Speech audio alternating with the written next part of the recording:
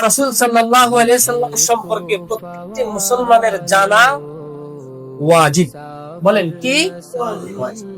কিন্তু কয়জন আমরা জানি বলেন তো? রাসূলের নাম জানি না অনেকেই। বিশ্বাস করেন, আফসোস, আমার ভয় আফসোস লাগে। আমার কান্না করা ছাড়া কোনো উপায় নাই, আমাদের কান্না করা ছাড়া কোনো উপায় নাই। আমাদের মুসলমানের সন্তান সে জানে না রাসূলের প্রতি কিভাবে দুরূদ পড়তে হয়।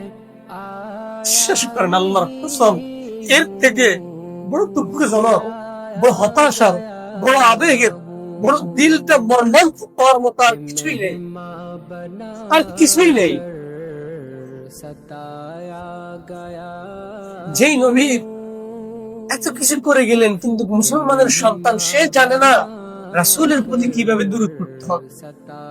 সে জানে না রাসূলকে, সে জানে না রাসূলের কয়জন সন্তান আছে, সে আহলে বাইত সম্পর্কে জানে না। বিশ্বাস করেন, এর থেকে মর্মান্তিক, ব্যতীত হওয়ার মতো আর কিছু আমাদের নেই। অন্তত আমরা এই মাসে